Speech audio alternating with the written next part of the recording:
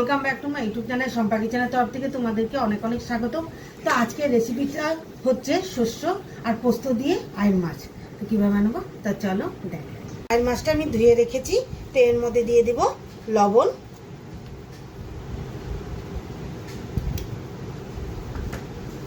হলুদ গুঁড়ো,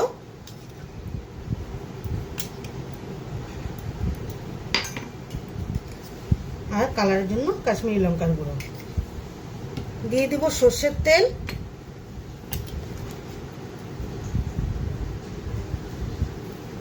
তো মাছটা আমি হালকা হালকা ভেজে নেব, ভালোভাবে মেখে নিই। তো মশলাটা আমি পেস্ট করে নেব, তো দিয়ে দিব কাঁচা লঙ্কা আর রসুন, দিয়ে দিব কালো সর্ষে, পোস্ত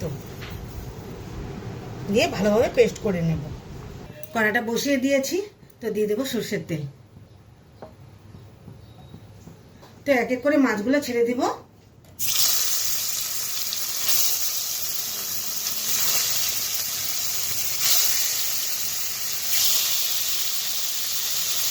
তো হালকা হালকা মাছগুলো ভেজে নেব, তখন আবারও উল্টিয়ে দেব।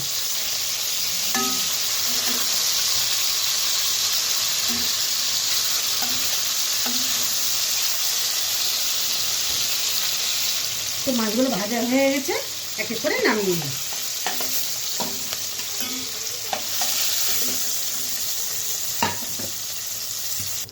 তো সব মাছগুলো ভাজা হয়ে গেছে, তো আরো অল্প পরিমাণে সর্ষের তেল দিয়ে দিব। তো তেলটা গরম হয়ে গেছে, তো দিয়ে দিব এখানে কালো জিরে, তো দিয়ে দিব এখানে পেঁয়াজ কুচি,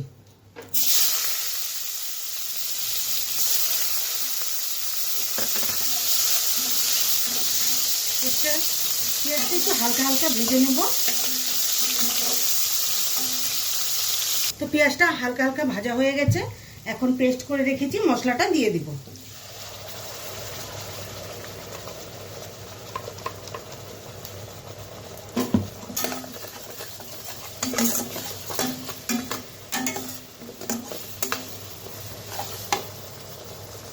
তো দিয়ে দিব স্বাদ মতো লবণ,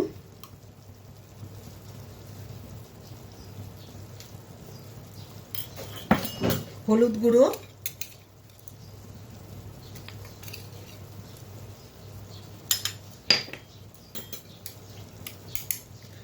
কাশ্মীরি লঙ্কার গুঁড়ো, ভালো মতো মিশিয়ে নিই।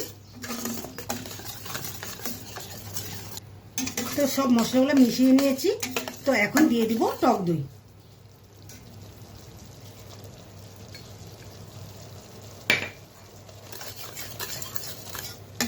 টক দই দিয়ে দিলাম, তো ভালোভাবে মিশিয়ে নেব আবারও।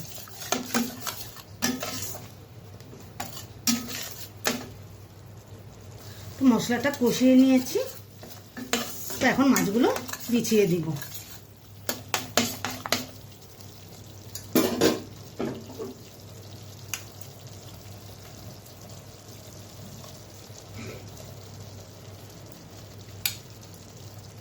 তো মাছগুলো সব বিছিয়ে দিয়েছি, এভাবে একটু মাছগুলো এরকম করে দেবো, খুন্তি লাগানো যাবে না, নাহলে ভেঙে যাবে।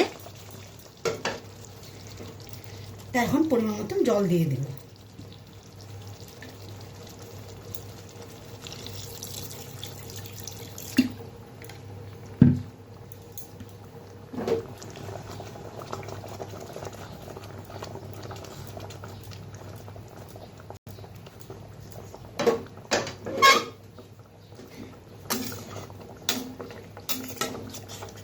তো কিছুক্ষণ সময় জন্য না ঢেকে রাখবো,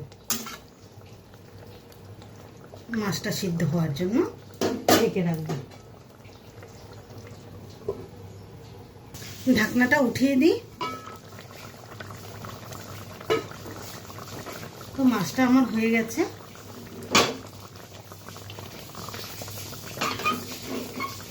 তো দিয়ে দিব ধনে পাতা, ধনে পাতা দিয়ে নামিয়ে নেব।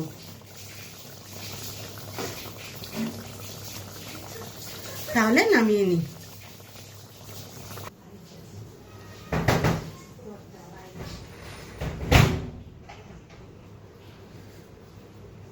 মাছের রেসিপিটা কেমন লেগেছে অবশ্যই কিন্তু কমেন্টে জানাবে। আর লাইক, শেয়ার অ্যান্ড সাবস্ক্রাইব করতে একদম ভুলবে না। বাই।